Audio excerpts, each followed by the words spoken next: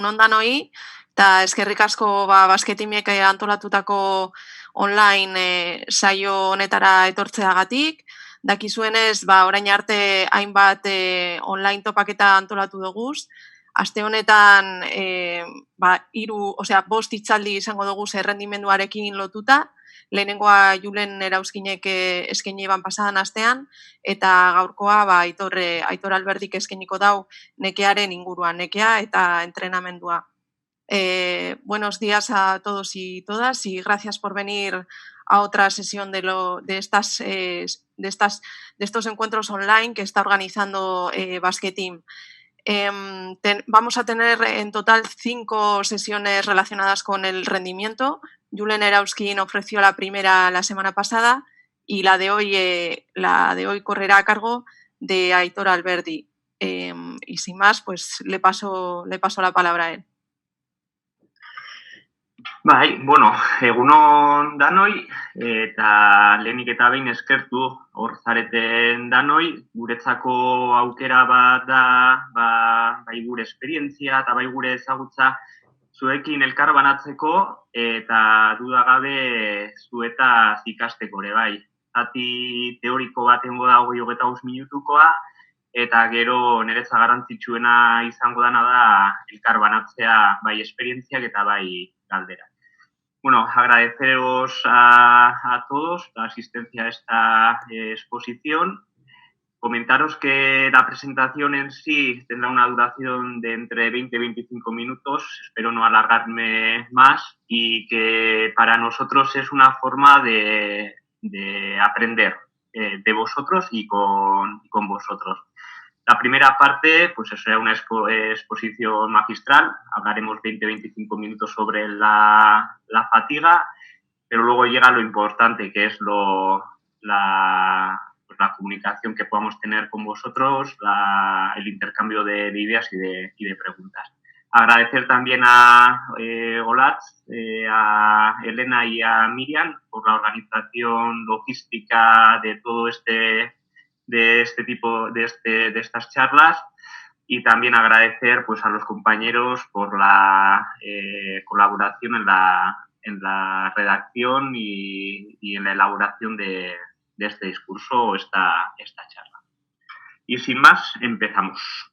La charla de hoy intentaremos transmitiros temas y conceptos generales relacionados con el cansancio y el entrenamiento. Pero antes de nada, me gustaría resaltar que lo que no queremos o no es nuestra intención es de exponeros de forma absoluta unas ideas generales. Como dice Carl Sagan, para afirmaciones extraordinarias requieren siempre de evidencias extraordinarias. Entonces, lo que nosotros, mediante esta presentación, lo que nos gustaría es transmitir nuestro punto de vista, nuestro conocimiento y nuestra experiencia sobre el tema de la fatiga. Como os he comentado, luego lo podemos debatir y lo podemos hablar.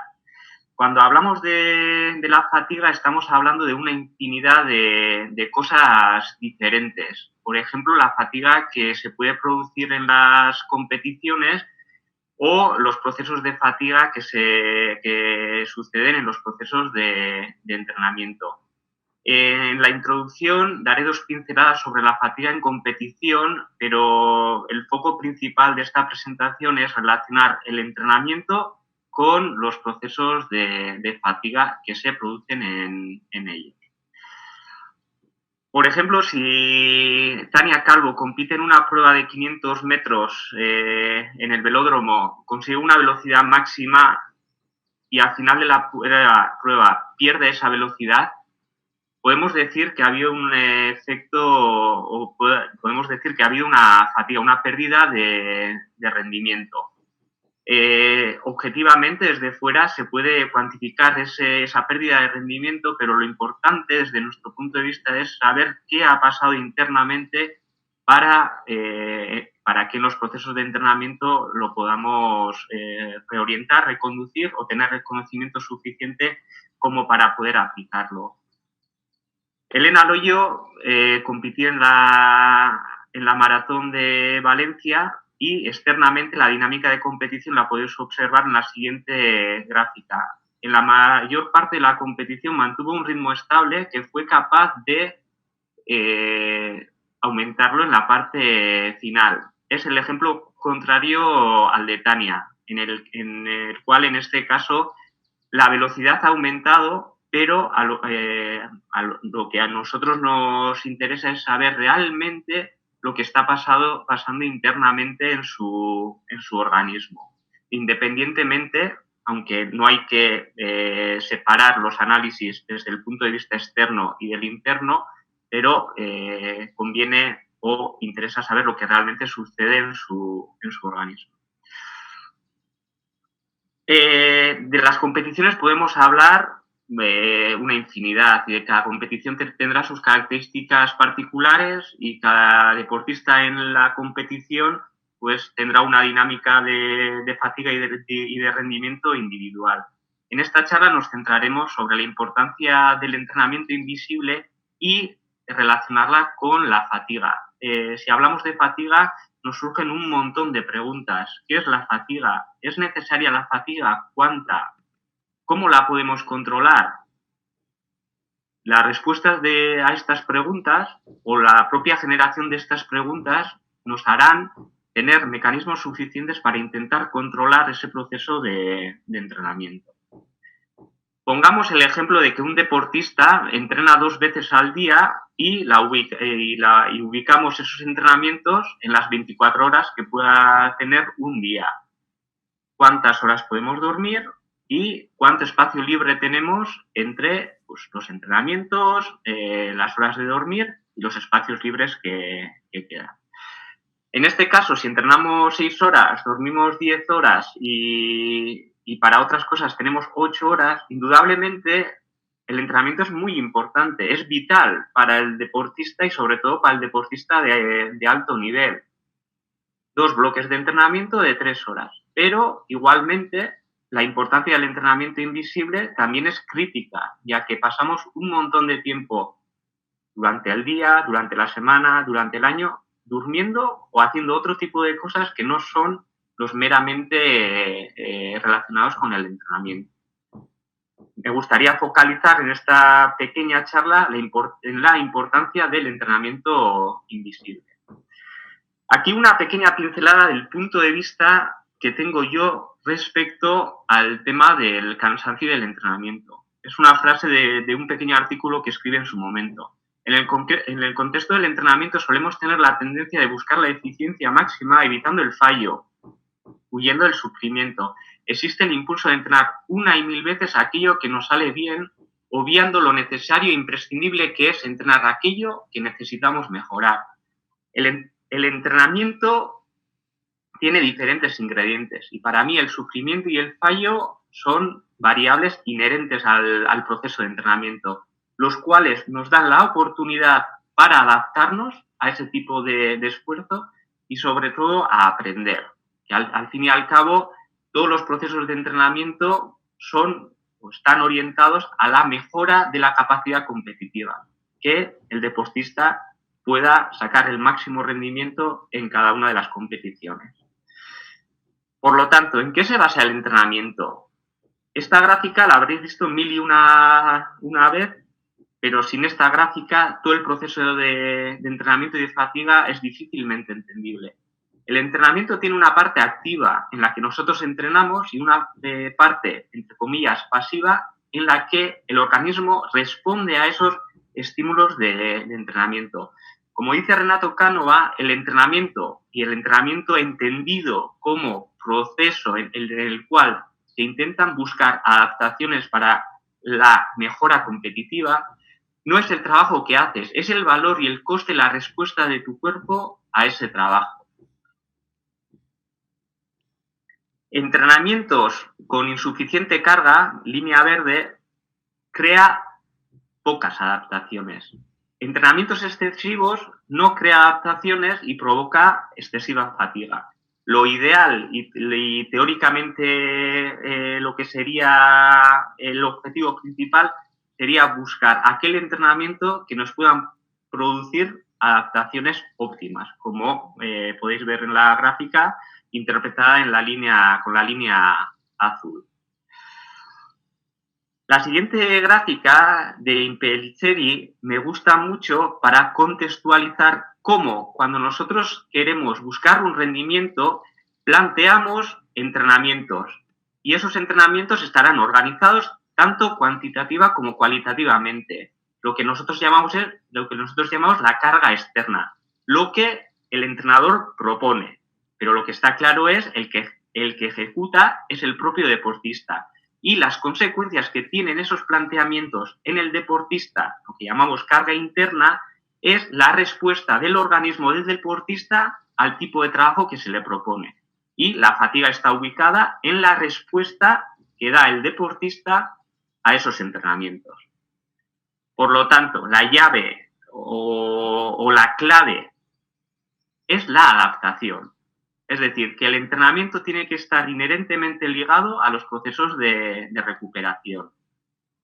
Utilizando el siguiente esquema de Chieli, podemos determinar que el entrenamiento está relacionado con la adaptación y la capacidad de adaptación, leer cada uno de los puntos, está relacionado con, entre otras muchas variables, con el estado psicoemocional, el estado cognitivo, los estresores ambientales, la fatiga residual, los factores nutricionales, y que todo esto hace que los procesos de entrenamiento tengan que individualizarse. Por lo tanto, el entrenamiento adapta, pero tienen que seguir o se recomienda que se sigan pautas individualizadas, porque cada caso y cada persona en cada momento puede tener adaptaciones diferentes y, por lo tanto, relacionado con el tema de la fatiga, situaciones de fatiga diferentes. Esta gráfica la utilizó Julen en su presentación. Yo le voy a dar otro enfoque diferente. Supongamos que ponemos dos entrenamientos prácticamente idénticos, 2 de 4.000 y 3 de 4.000 a una intensidad dada, la misma intensidad en los dos entrenamientos. Si vemos que en un entrenamiento la frecuencia cardíaca tiende a subir y llegamos a una frecuencia máxima de 185 latidos, y en la siguiente, que la frecuencia cardíaca se mantiene estable y con una frecuencia máxima de 175, dos entrenamientos iguales se convierten en dos entrenamientos iguales. Es decir, que la carga externa que se ha propuesto es prácticamente similar en cuanto al ritmo. El segundo entrenamiento tiene una repetición más, por lo cual la carga externa total es mayor, y aún y todo parece que la respuesta del organismo a ese segundo entrenamiento es menos acusada, es decir, que lo asimila mejor. Hay diferentes escalas de fatiga. La tabla que proponen Meusen y colaboradores en su estudio proponen que hay fatigas que produce un entrenamiento, una serie de entrenamientos, y que ese tipo de fatigas sí o sí se producen y se tienen que producir para que los procesos de adaptación funcionen. Algunas fatigas se pueden recuperar en muy poco tiempo y otras fatigas se necesitan algunos días, algunas semanas para sobrecompensarlos. Es decir, que podemos perder momentáneamente el rendimiento, pero con una recuperación adecuada los procesos de sobrecompensación existen. Pero hay también fatigas no funcionales o procesos de sobreentrenamiento que provocan una fatiga muy acusada durante un largo periodo de tiempo y que limitan el rendimiento de forma clara. Y no conviene entrar en ese tipo de fatiga. El control de la fatiga se puede controlar de una y mil maneras diferentes. Como hemos comentado, la fatiga es multifactorial. El origen de la fatiga es multifactorial. Por lo tanto, se tendrían que tener diferentes variables en cuenta, tanto desde el punto de vista fisiológico, psicológico, de entrenamiento, pero al único consenso claro que se ha llegado en relación a la fatiga es preguntarle al deportista o tener el conocimiento de cómo se encuentra él, qué percepción tiene él de su propio estado de fatiga. Relacionado con eso, pues la escala de Borg o otro tipo de escalas relacionadas con la sensación que tiene el deportista respecto al entrenamiento que hace es de vital importancia. Lo que no quiero decir es que únicamente esto sea necesario o con esto ya se tenga la radiografía completa, sino que incidir en este tipo de cuestiones ayuda a aclarar mucho este tema de la fatiga. Por ejemplo, se suele utilizar el TDS, es un cuestionario, pues hay varios cuestionarios diferentes, y este en concreto se basa en 19 preguntas con respuestas en una escala de 0 a 4. Si al deportista se le pasa este cuestionario y la puntuación es alta, refleja que la fatiga percibida del deportista es una fatiga alta. Si los valores son bajos, la percepción de fatiga es baja. La comparativa siempre es una comparativa individual, de un deportista a un deportista. El tipo de preguntas que hace, pues como por ejemplo, preguntan, ¿tienes dolor muscular? ¿Sientes falta de energía? ¿Tienes mal humor? ¿Estás irritado con la familia, compañeros de trabajo, compañeros de equipo? Con este tipo de preguntas lo que se intenta es saber si realmente, pongamos como ejemplo, la fibra muscular está cansada. Sí, la sensación general es de cansancio. Si los aspectos psicológicos están variados o modificados y si realmente en el entorno en el que nosotros nos encontramos nos produce malestar, nos sentimos incómodos, nos sentimos irritados. Como podéis observar, es una radiografía global intentando analizar aspectos diferentes. Como por ejemplo, una concentración de un ciclista, podemos utilizar diferentes variables simples para controlar el proceso de fatiga en ese ciclo de entrenamiento. Las variables, como veis, son horas de sueño, calidad de sueño, frecuencia cardíaca basal, peso, BOR del día anterior, temperatura corporal y el TDS. Y se pueden controlar este tipo de variables día a día. Si un día aparecen muchos cuadros rojos, indica que la percepción de la fatiga y la respuesta, pues, por ejemplo, orgánica de la frecuencia cardíaca a esa fatiga indica que habrá que tener cuidado, ya que el impacto que genera el entrenamiento o que ha generado el entrenamiento es un impacto relativamente alto. Y días que aparecen en blanco, pues el nivel de fatiga, en teoría, utilizando estas variables, parece indicar que sería poca. Si esto relacionamos con diarios de entrenamiento, por ejemplo, el día 8, el 6 y el 7 aparece mucho rojo, parece que la carga de entrenamiento ha sido alta. El día 8, si el deportista nos transmite que ha sido una salida con buenas sensaciones, sobre todo al final del entreno, donde aumento de intensidad, tipo de flexión, parece indicar que por mucho impacto que ha creado el entrenamiento los días 6 y 7, el día 8 él todavía tiene capacidad de regenerar, capacidad de darle la vuelta a la fatiga producida los días anteriores. Y si, por ejemplo, el día 13 nos refiere que está cansado pero satisfecho, siempre uno piensa que quizás se podría haber alargado más algún entreno, haber exprimido 5 minutos más de una situación de vacío, haber repetido una serie más, pues bueno, podemos sacar la conclusión de que ha habido impacto en el microciclo o en el planteamiento, pero que, en cierta manera, bueno, ha sido un esfuerzo asumible. Si los datos numéricos los pasamos a gráficas y, por ejemplo, si le preguntamos al deportista que rellene el BOR, la sensación de esfuerzo del entrenamiento del día anterior, y le preguntamos, le pasamos el cuestionario que os he mencionado antes, el TDS, podemos ver cómo días en el que el BOR es bajo y el TDS es bajo, la percepción de fatiga es baja, y otros días en los que se raya el límite, con una percepción de esfuerzo de 17 y 18 y con TDS muy altos respecto a los TDS que marcaba al inicio del ciclo. Y otras dos variables de vital importancia, y yo creo que este tema daría para otra charla posterior, es la calidad y la cantidad de sueño.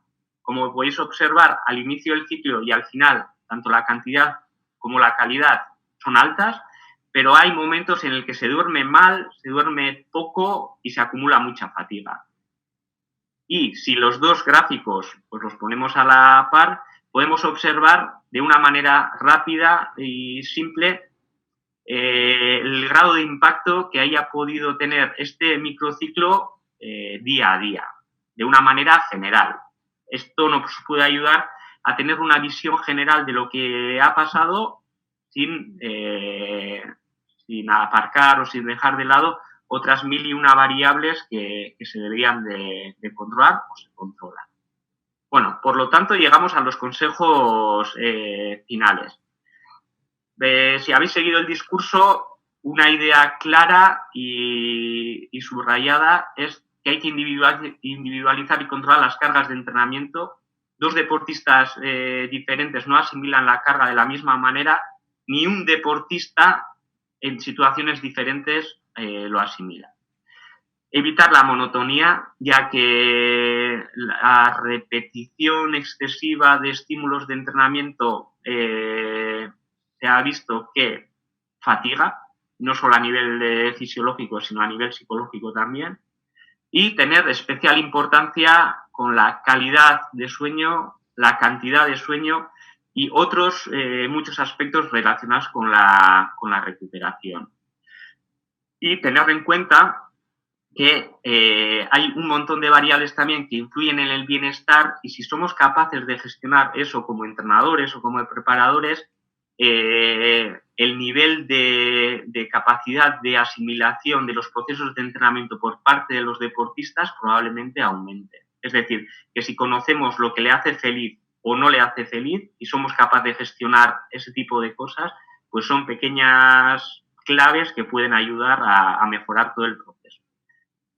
Y como conclusión final, las variables fisiológicas evidentemente hay que controlarlas, se pueden controlar y se controlan, y a día de hoy de manera relativamente fácil y con muy buenos profesionales, pero a eso habría que añadirle que las variables psico-socioemocionales tienen una importancia vital en los procesos de fatiga. Bueno, con esto es que ricasco a todos. Muy interesante la charla. La verdad que lo de la fatiga siempre es algo que preocupa, ¿no? Sobre todo da dolores de cabeza a los entrenadores, yo creo más. Pero a veces, por ejemplo, la cuestión es, claro, hasta qué punto, porque a veces, claro, buscamos esa fatiga, ¿no? Como bien has dicho, claro, al final hay entrenamientos, planificación, que buscas una cierta fatiga, o sea, para poner al cuerpo en un estado de vamos a decir, no sé cómo decirlo, de activación, de esfuerzo, para que luego exista una compensación también.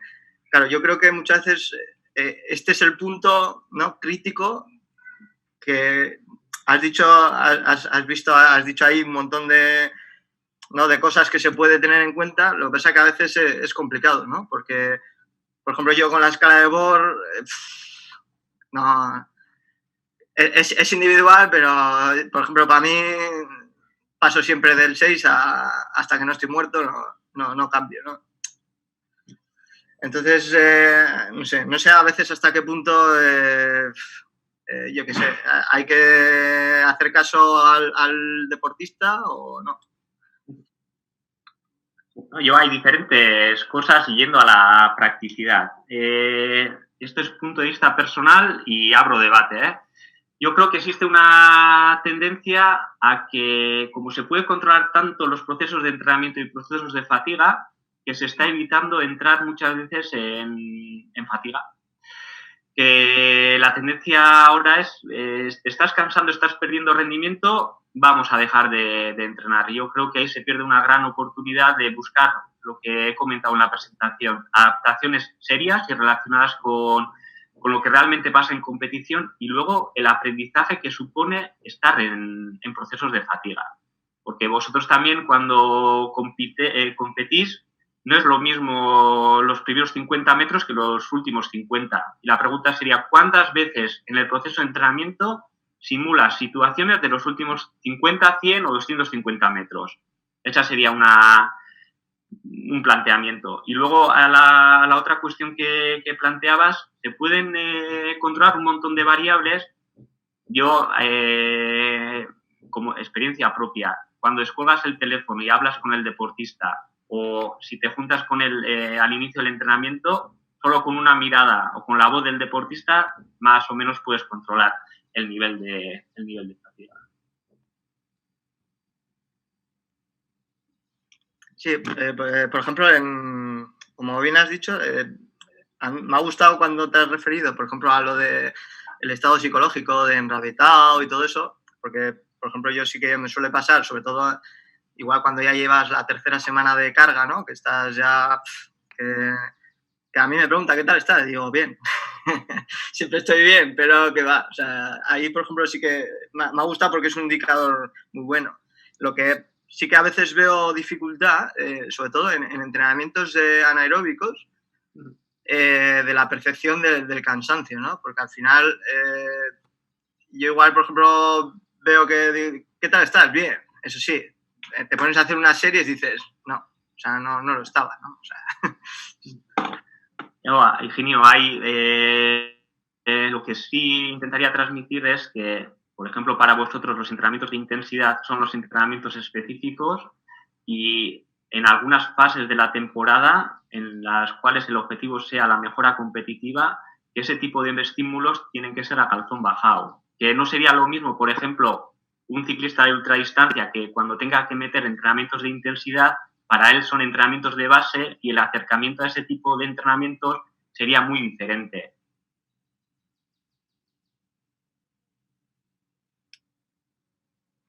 Muchas gracias, Aitor. A ti.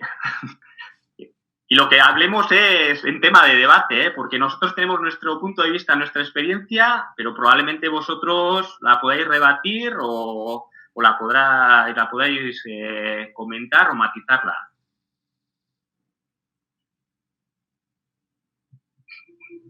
Según a todos. ¿Qué ha dicho? A mí me gustaría, bueno, es que ricasco por el ratito este que cada uno de vosotros dedicáis, ¿no? Porque al final son como píldoras o pequeños estímulos a cosas que día a día, pues bueno, yo creo que es importante que haya gente que conozca. Yo creo que es importante que los deportistas, yo ya hace tiempo que dejé de competir, pero que debieran de saber, es una opinión personal, que es un poco en relación a lo que decía ahora Higinio, ¿no? Que el que no estás bien no significa que no estés cansado. Yo creo que es súper importante que un deportista sepa que va a haber momentos que va a estar cansado, no, va a estar descojonado. Y que eso no quiere decir que luego, pues bueno, no le va a hacer estar bien. Yo lo digo porque con compañeros y con compañeras muchas veces es un tema de discusión que hemos tenido y a mí me ha costado a compañeros explicarles que es que esto es parte de la competición. Tienen que saber que va a haber momentos en los que ese cansancio va a llegar y que va a haber que saber llevarlo. O sea, no tiene otra forma de que luego haya la supercompensación a la que tenemos que llegar. Y que es lo más complicado, que si el estado anímico no es bueno, es muy complicado que el estado luego físico se compense, sin más. Y es algo que muchas veces a muchos entrenadores se les olvida, que no tienen por qué no explicar a sus deportistas que ese momento tiene que llegar y ya está, y no pasa nada.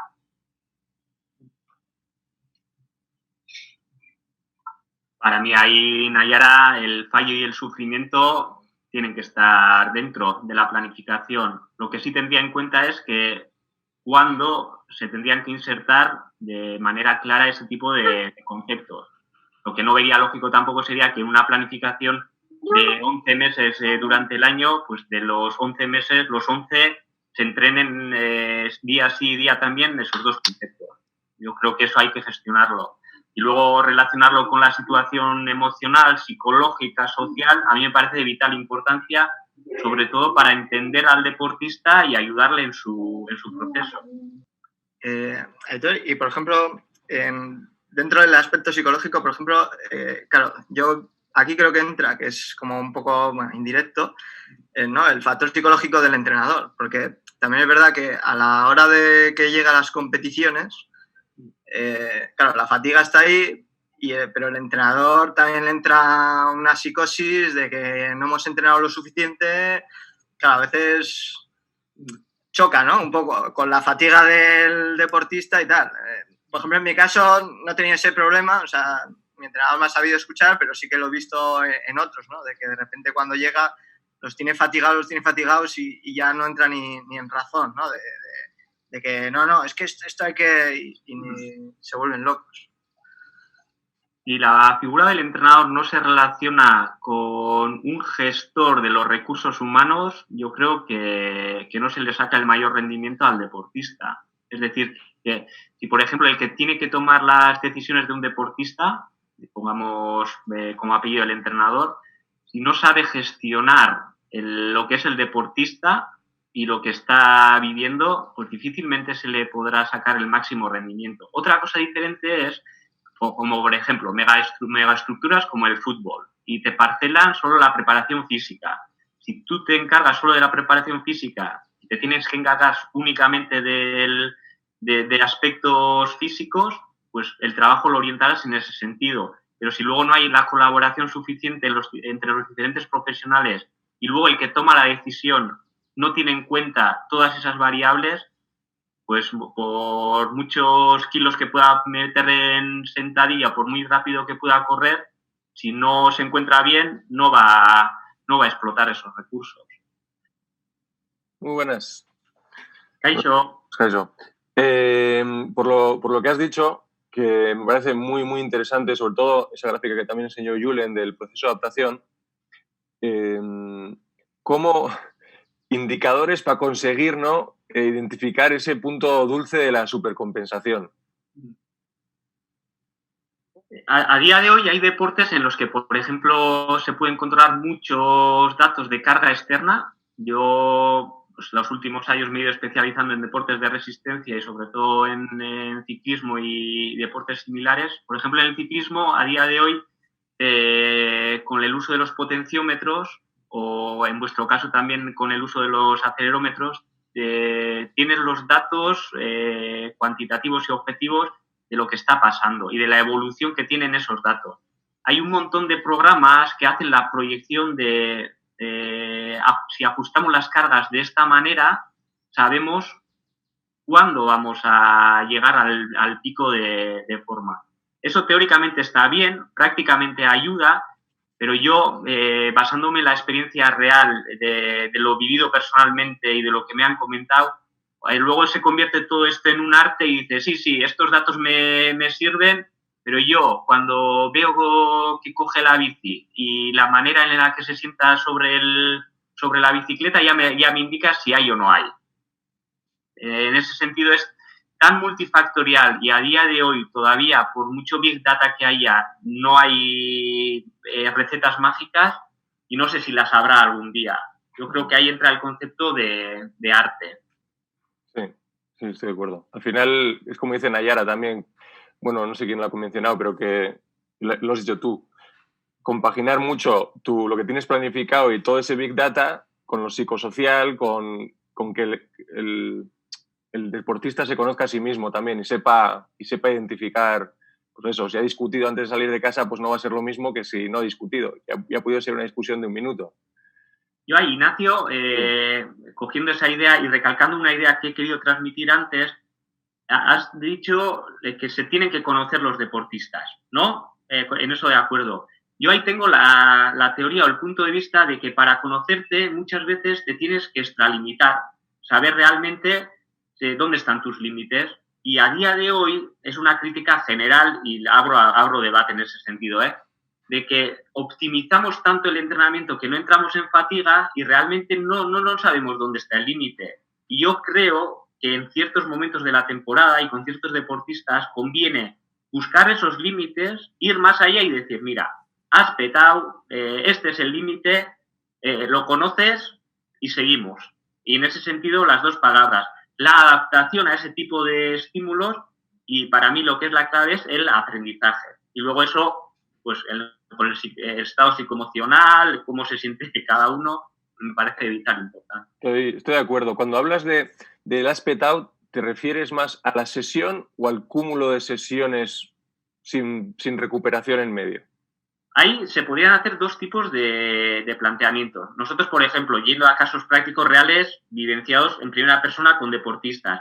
Tú, si quieres saber, por ejemplo, si eres capaz de aguantar 3 horas a 250 vatios en una bicicleta, es una sesión, es un estímulo y vas a saber cuál es el límite. Ese tipo de planteamientos, pongamos como ejemplo, es planteamiento A. Si tú quieres saber realmente cómo respondes a un ciclo de entrenamiento, lo puedes planificar. Es decir, mira, vamos a encadenar 7, 10 días simulando una pequeña vuelta por etapas y vamos a ver realmente con este tipo de estímulo los primeros días si los últimos eres capaz de responder o no eres capaz de responder. Eso ya dependerá de cada planteamiento. Uh-huh. Y en esos planteamientos, así, intuitivamente, el segundo planteamiento entraría más cuando ya has preparado al deportista y el primero sería más de inicio, entiendo. Evidentemente. Yo soy de los arriesgados, de los que me gustan a mí apretar, pero entiendo que el mero hecho de apretar puede significar en un momento inicial el intentar plantearlo. O sea, ¿me entendéis, no? Es, mira, vamos a ir en esta dirección, quiero llegar hasta aquí, a este nivel de agresividad, entre comillas, pero para llegar ahí tenemos que dar estos pasos. Y el primer paso puede ser relativamente sencillo, pero ya estás orientando, marcando el camino que quieres seguir. Vale. También abriendo debate, yo estoy contigo, soy también de los de buscar los límites y que hay que sufrir y mucho, pero cuando toca. Y muy clave lo que has dicho tú, la parte más importante al final es cómo te adaptas, porque si no, puedes sufrir todo lo que quieras, que si no te adaptas no ha servido para nada. Y en ese sentido, sí veo mucho que se cae en una zona gris, en una zona donde sí, sufres un montón, pero como no estás no te has recuperado lo suficiente como para sufrir mucho más allá, entras en un sufrimiento que es real, pero que en verdad es un sufrimiento al que estás entrando con un volumen o con una exigencia menor de la que tú podrías soportar. Después no descansas lo suficiente y vuelves a repetir eso. Y al final acabas en una zona gris donde siempre sufres mucho, pero en verdad nunca sufres todo lo que podrías. ¿Me explico? O sea, como que no está... Creo que la palabra es polarizado, ¿no? Quizás yo veo mucho sentido con tu idea con polarizarlo, con cosas muy, muy duras, muy fuertes, pero después cosas de recuperación de verdad. Y no siempre estar tonteando con la zona gris donde vas a entrenar y incluso permites... Es que en los deportes de equipo, ¿no? El pique es contrario a la individualización, ¿no? Porque la gente intenta equipararse unos a otros y se cae en eso. Yo los deportes de equipo controlo lo que controlo y a mí lo que me ha llegado es por compañeros que trabajan en deportes de equipo, pero sí tengo la sensación de que puede existir una tendencia a decir, mira, tengo un equipo, pues vamos a homogeneizarlo en cierta manera y no vayamos a hacer planteamientos en los que algunos se van a romper. En ese sentido, en sentido general. Si los planteamientos no son de buscarle el máximo, pues ahí seguramente los deportistas quedarán un escalón por debajo de lo que realmente puedan rendir sin, a ver si me explico, sin dejar de lado que probablemente sea la manera más eficiente de buscar el máximo rendimiento del equipo en global. O sea, ahí entramos en aspectos individuales y aspectos grupales. Y luego sobre la polarización, yo ahí lo que sí plantearía, Ignacio, es de decidir cuándo queremos realmente calidad y cuándo realmente queremos cantidad. Si queremos calidad, pues los procesos de recuperación tendrán que controlarse de manera exquisita para llegar a esa calidad que tú planteabas, pero yo creo que en ciertas fases de la temporada lo que tendría que primar sería la cantidad. Pero bueno, eso ya es una decisión de particular. También, sí. también no sé si tiene sentido, pero es también la calidad del sufrimiento, a lo que me refería. Es decir, que pueden mezclar con la cantidad, ¿no? Pasa que cuando meto cantidad, quiero calidad de esa cantidad, digamos.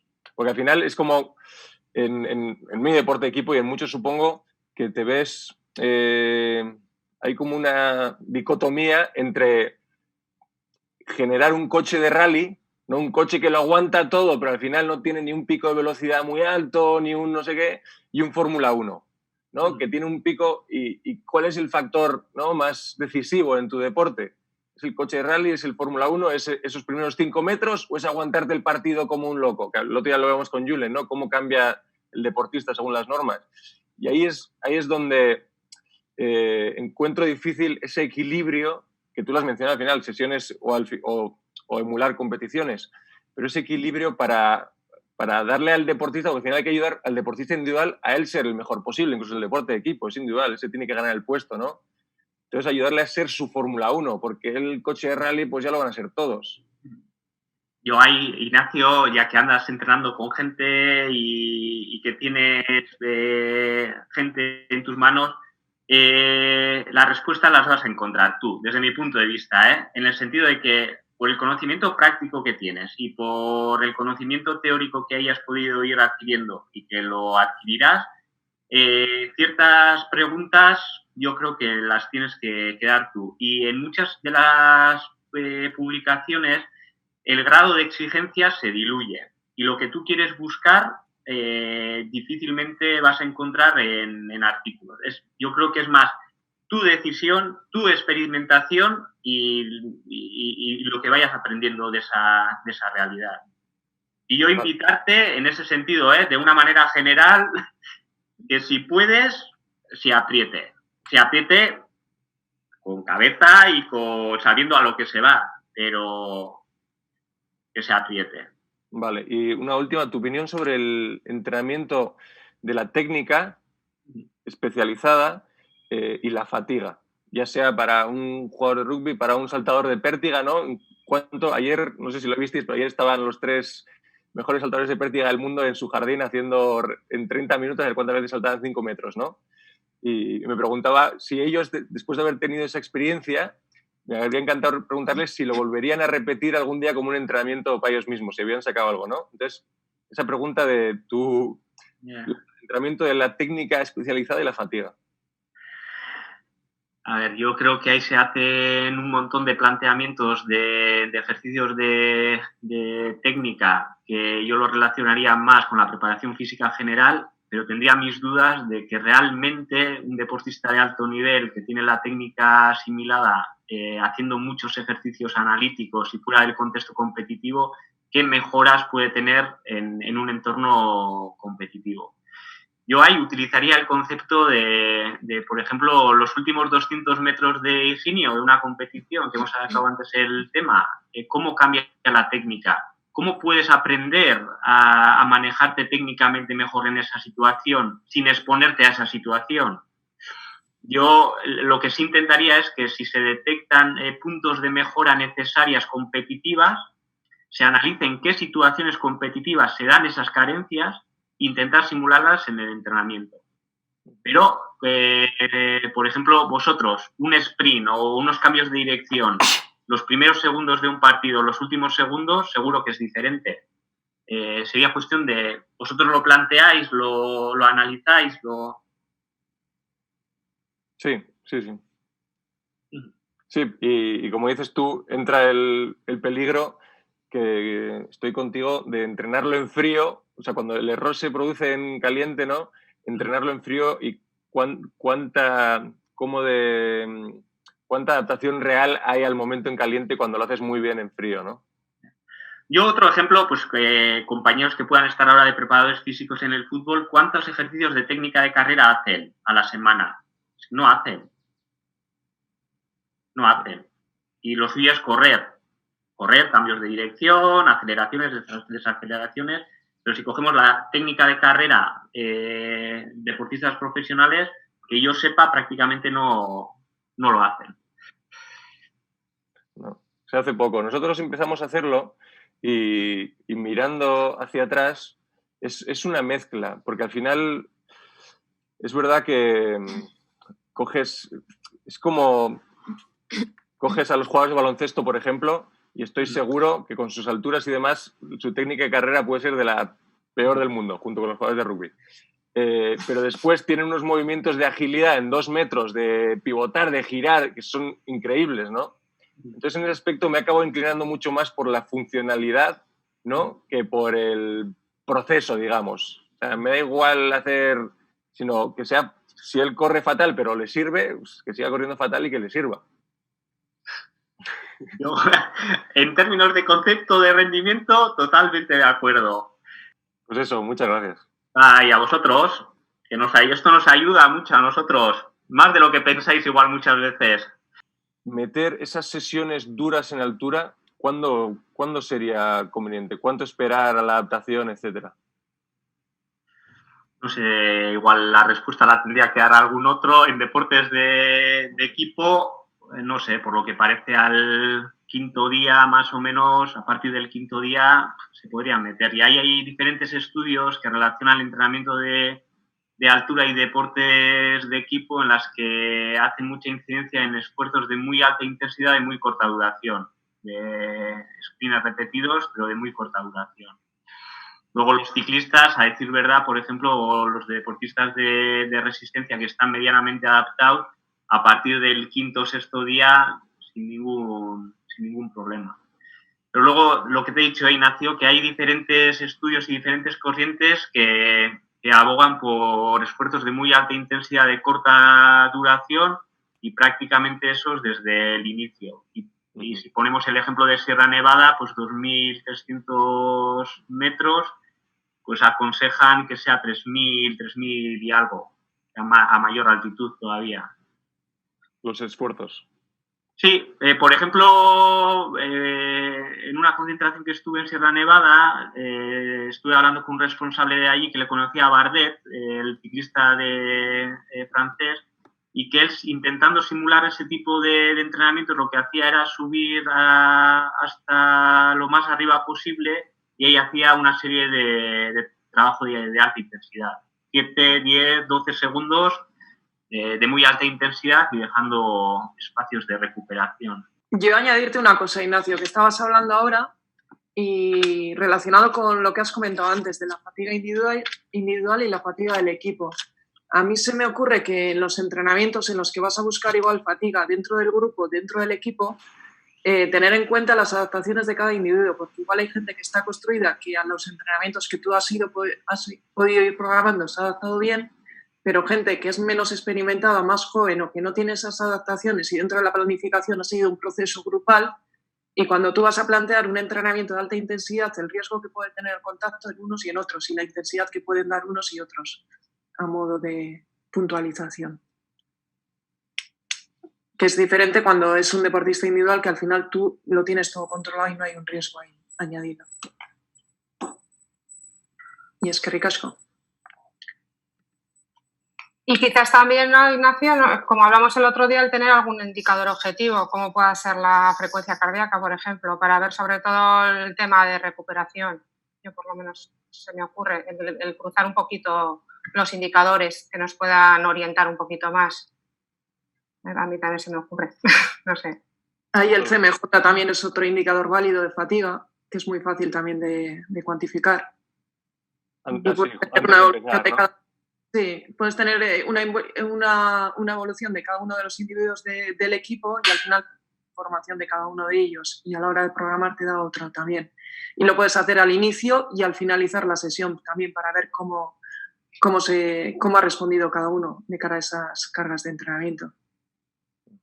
Y luego, Higinio, tú ya lo sabes, pero bueno, simplemente comentar igual para el resto. La importancia también de entrenamientos de fatiga, sobre todo para el tema de la técnica, ¿no? Los últimos metros y el ser capaz de mantener la técnica para darle calidad a la competición, ¿no? Para no perder ahí rendimiento por no ser capaz de mantener una técnica que nos aporte la máxima eficiencia, ¿no?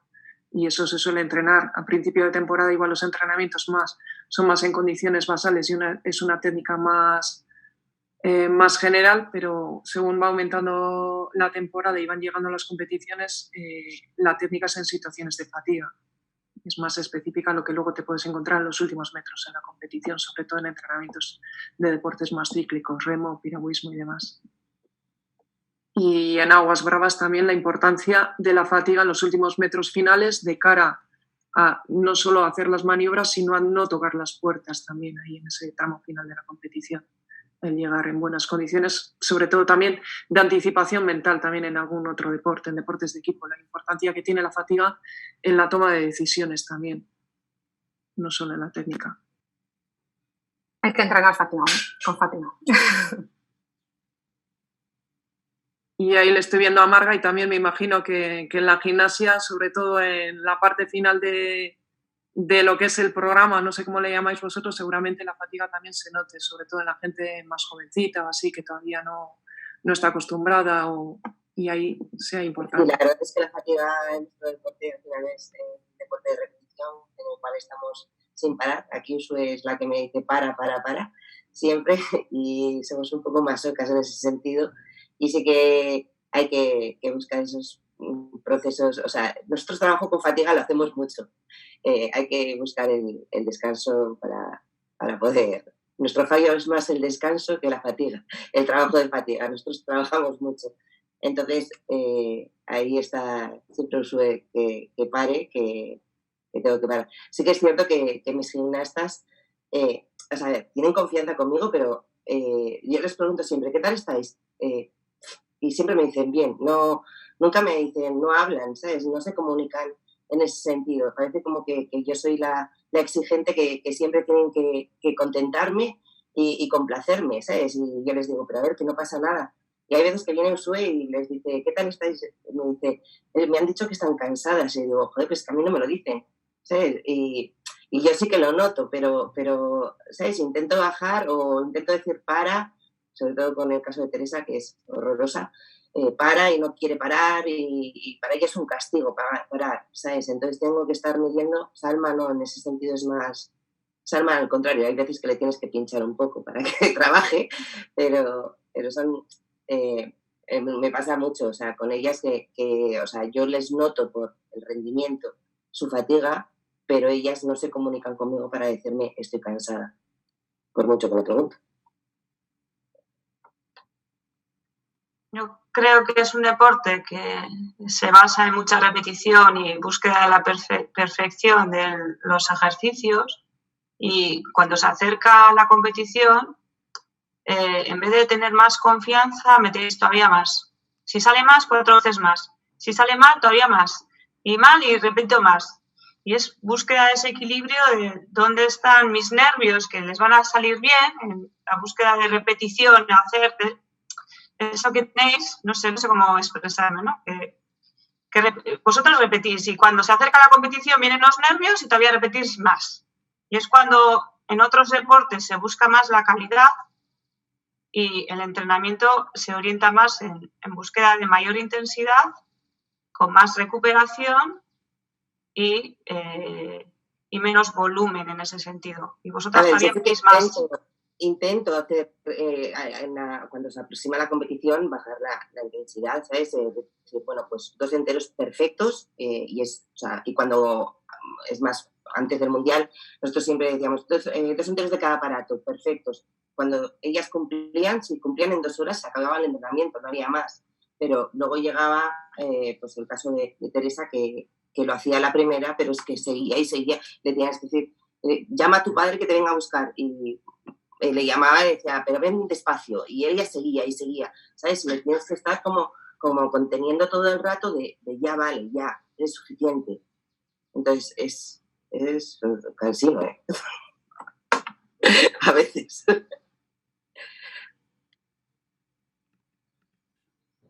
Ahora me ha venido a la mente como una cosa que es, yo creo, muy importante, ¿no? De la fatiga, ¿no? Que al final, por ejemplo, el cómo llegar a una fatiga, o como estáis hablando, ¿no? De exprimirse a tope, por lo menos yo lo veo que es la confianza del deportista al entrenador, evidentemente. Porque yo, por ejemplo, o sea, tengo confianza plena en mi entrenador. Pero, por ejemplo, he visto compañeros que a veces cuando les meten unos entrenamientos, claro, yo creo que ya falta un poco de confianza también cuando empieza la fatiga, estoy cansado, estoy no sé qué. También yo creo que sería bastante importante, ¿no? Como unir esas dos cosas, ¿no? Yo creo que si no hay confianza plena en el entrenador, que al fin y al cabo es la persona que te está guiando en el proceso más importante de tu vida laboral y probablemente de tu vida en general, pues apaga y vámonos. En ese sentido, si hay mecanismos de defensa cuando la exigencia es muy alta, solo el mero hecho de que haya esa circunstancia hace que no explotemos al máximo nuestro rendimiento. Yo creo que es una situación utópica el intentar creer que vamos a explotar al 100% nuestros rendimientos, y la visión real puede ser la de intentar explotar al máximo nuestro rendimiento teniendo en cuenta las variables que influyen en el rendimiento. Entonces, la confianza yo creo que tiene que ser una confianza ciega, y yo diría que más, que cuando se hagan los planteamientos del entrenador, pues hay que ir a tope con ellos. Sí, esto al final viene de lo que has comentado antes también. Cuando ya estás muy fatigado, a veces ya estás cabreado, estás con todo ya, que pues, no es que no confíes, pero sí que es verdad que a veces ya dicen, me cago. Yo para transmitiros la percepción que tengo yo, que vengo de deportes de resistencia y deportes en los que la exigencia fisiológica es relativamente alta, que probablemente para algunos otros deportes no valga el ejemplo. Yo cuando pedaleo encima de la bicicleta, voy a 300 vatios, voy fresco al inicio de una salida, es muy diferente a tener que exprimirme con esos 300 vatios cuando estoy en una escapada y me estoy jugando la victoria. Y sabiendo que ya la fatiga que pueda tener yo en esa competición es alta. Entonces, mi pregunta siempre es, ¿cuántas veces me expongo a ese tipo de situaciones en entrenamiento? O dicho de otra manera, cuando estoy en el entrenamiento y estoy viviendo esa situación, que es una situación que muy pocas veces la podemos repetir, si tienes la mentalidad de aprovechar al máximo esos momentos, pues luego en la competición se refleja. Se refleja en varios aspectos, capacidad de exprimirte, capacidad de mantenerte concentrado. El otro día ya dieron una charla de mindfulness y pues equilibrio, concentración, yo totalmente de acuerdo y es algo que en lo que pueda creer. Pero todo eso a falta de 250 metros, Ginio, ahí es cuando hay que sacar la concentración, la respiración, la aplicación de fuerza, es ahí. Y si estamos hablando de deporte de rendimiento, vamos a mejorar eso. Bueno, igual me pongo muy radical y muy trascendental, pero son cosas que las vivo y las siento así. No, bueno, yo soy de la opinión de 150 metros, aparece el hombre de mazo y ahí empieza otra segunda competición que es pelear contra él, o sea que... Y luego, Aitor, yo creo que es súper importante, dices tú que te pones igual un poco radical. Yo creo que es importante que para entender la fatiga hay que vivirla. Y esto es así. Si yo no he pasado por situaciones de fatiga críticas, no voy a saber cuál es una situación de fatiga crítica real. Y hay muchísima gente que dice que sufre y no ha sufrido. No ha sufrido quizá pues porque ha tenido las situaciones por las que ha pasado, pues bueno, no le ha llevado a esas situaciones extremas, ¿no? Porque es un crack o una crack en su disciplina, pero tienes que pasar por ello. Es como cuando estás en una final de carrera y la gente que llega ahí arriba, esas 3 medallas, que no hay más, la gente piensa que esa gente no sufre. No, perdona.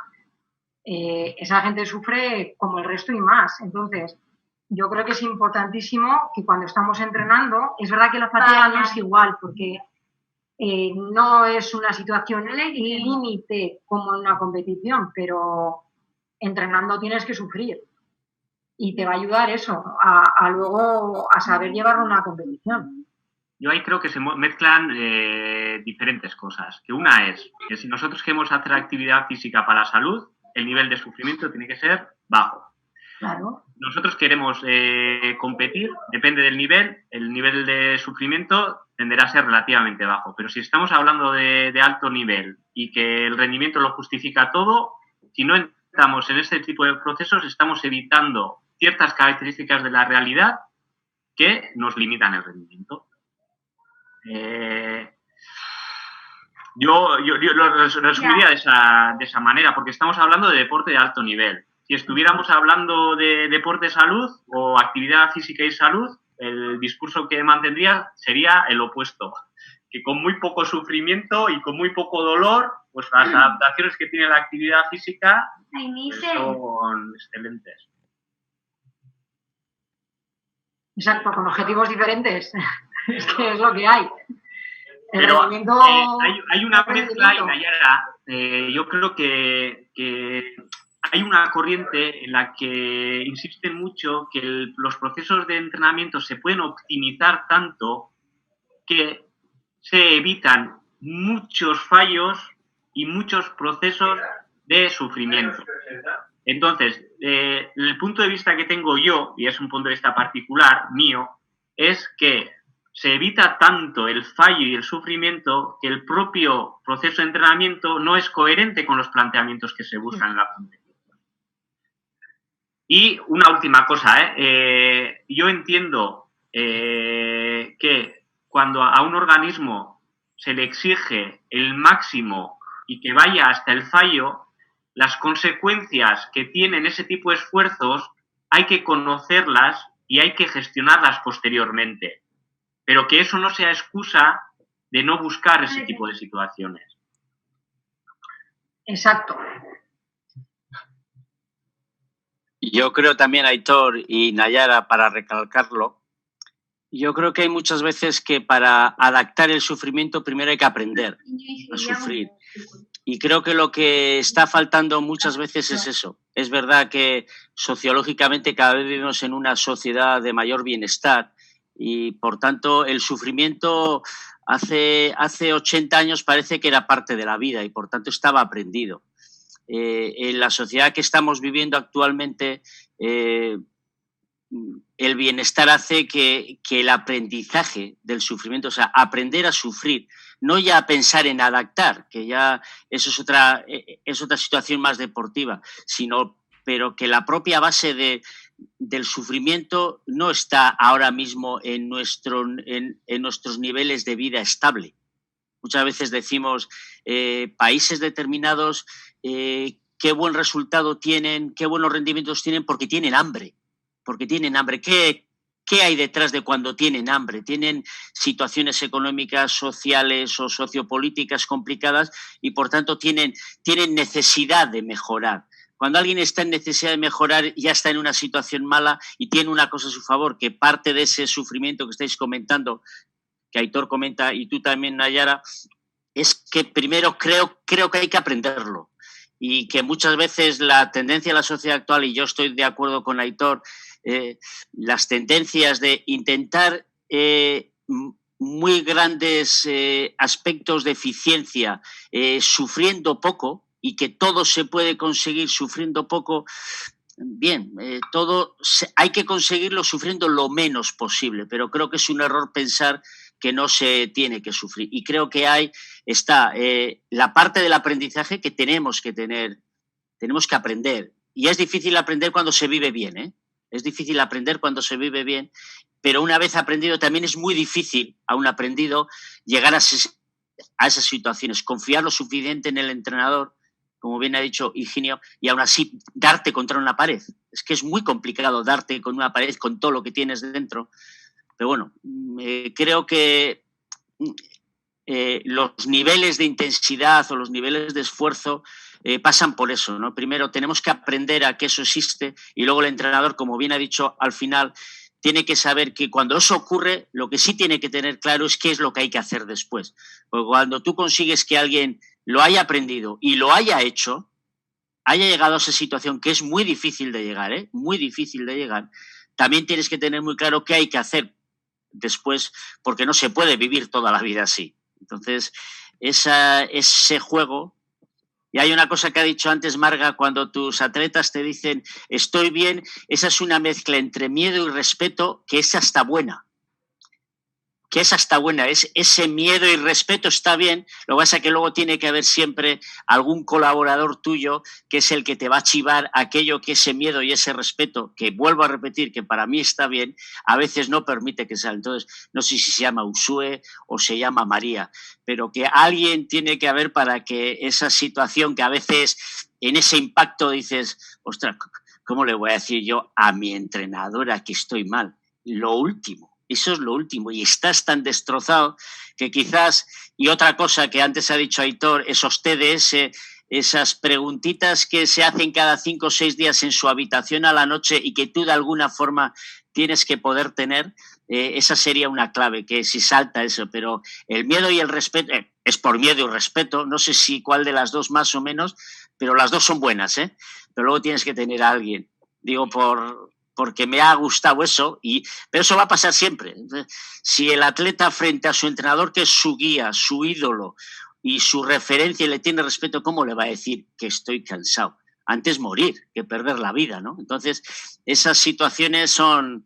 Pero sí requiere un grupo o multidisciplinar, en este caso otras personas que hagan esa labor, o alguna herramienta tipo ese TDS que ha contado Aitor, que me parece a mí espectacular y como él ha puesto, sí tiene alertas que se pueden verificar, tener esas herramientas viene bien. Me pasa hasta con los dolores, o sea, en muchas veces tengo que estar mirando si se empiezan a tocar mucho, ¿sabes? Pero te pasa algo, o sea, no me dicen si les duele algo, o sea, siguen y ya, pero que pares. O sea, tengo que tener cuidado sobre todo con el tema del dolor porque pueden crear una lesión y que o sea, tengo que estar pendiente de ellas. Si se tocan demasiado la espalda, si se tocan demasiado, o sea, así tengo que andar. Y no es porque no les dé confianza, o como me pongo aquí, ¿sabes? Que yo cada día empiezan a estirar y me siento a lo de ellas y qué tal el día, qué tal el cole, qué tal en casa. O sea, siempre estoy hablando con ellas y ellas me hablan en ese sentido, pero luego en la hora de lo que es profesional tienen que ser las perfectas, ¿sabes? No puede haber dolor, no puede haber cansancio, no puede haber... Y no es real. Eso es producto de su deporte, Es un deporte como es y si ocurre eso es que tienes atletas adaptadas a tu deporte. Tu problema es cómo descubrir esos pequeños detalles, ¿no? Y quizás lo que tú dices, ¿no? El dolor no se ve y ellas saben que el dolor no se ve. Y como cuando tú le digas te duele, te van a decir no. Y como tú no lo ves, pues no se lo vas a poder negar. Entonces, ese juego es el que tienes que... Sí, es lo complejo, pero yo creo que son producto de su deporte, que la gimnasia es lo que es y todo, o sea, que son producto de lo que hacen. Y luego creo que el respeto, el miedo, la confianza extrema en un entrenador hace situaciones de esas, ¿no? Que cuando tú preguntes, frente a ti todo va a ser siempre la misma respuesta. Hay que buscar esa otra persona que va a preguntar y que va a detectar esas situaciones que no te quieren contar y que tampoco tú todo el día puedes estar no puedes poner una cámara, no puedes ser un gran hermano todo el día para pillarles esto, me dicen, pero es lo contrario. Por eso el equipo multidisciplinar, no sé si la que hace la coreografía, no sé si la que les maquilla, seguramente no sé si igual se maquillan ellas, pero cualquiera de esas situaciones es una fuente de información para hacer parte de ese arte que no deja de ser entrenar, ¿no? Gracias. Gracias a vosotros. Sí, en ese sentido, Julen, le has dado. En nuestro caso, muchas veces esa persona es el fisio. Es como el confesionario, que es cuando están relajados, están en la camilla, media hora, 40 minutos de tratamiento y se lo cuentan todo, o se lo contamos todo. Y lo que nosotros sabemos también al contarle al fisio es que eso después le va a llegar al entrenador. Ahora, lo que queremos es que no le llegue con nombres y apellidos, Ahí está, ¿no? Ahí está el punto confesionario, ¿no? Él tiene que transmitir, pero sin decir quién, para darle una sensación general. Y desde luego, como deportista, al entrenador jamás le cuentas todo, porque él al final tiene que hacer su trabajo, que es decir, si tú juegas o no, y tú quieres jugar siempre. Entonces siempre le vas a dar la información que tú creas que te va a hacer jugar. Aunque a veces sea en detrimento del equipo, porque igual tú con el tobillo así no puedes hacerlo igual de bien, pero tú crees que sí. Entonces es súper natural y yo veo incluso sano que el entrenador no intente saberlo todo individualmente, sino enterarse de todo para ayudarlo mejor. Sí, el entrenador tiene que ser un gestionador de espías, claro, en un momento dado.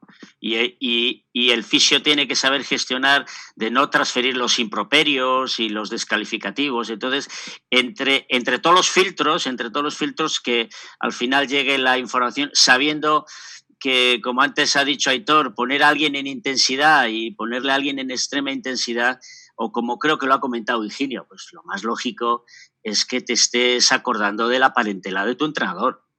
Pero eso es normal, eso es parte del estímulo y es parte del momento. Todo eso, lo complicado es todo eso, ¿no? Es cuando no enfadarte por un improperio en un grado de tensión y cómo llevarle a que genere ese improperio que no quieres escuchar, pero cómo llevarle a esa situación, ¿no? Entonces, ese es el juego.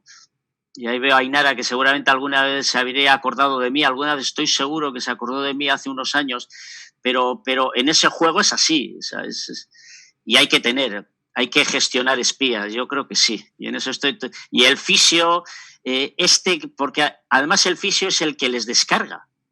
El fisio es el personaje no solo al que le hablan, sino en el que buscan una situación que el otro no le da. Entonces, ese tipo de situaciones ayudan.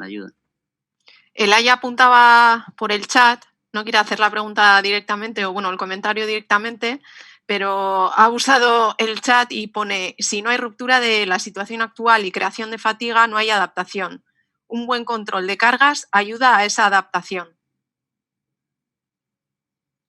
Totalmente de acuerdo. Bien, ya está. Si no, es que es eso.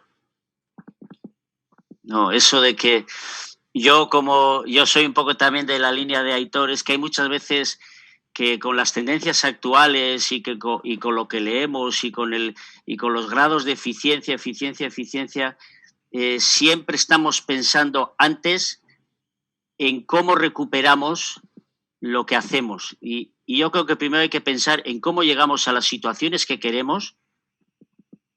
Y si yo llego a la situación que quiero, yo ya sé lo que tengo que hacer después.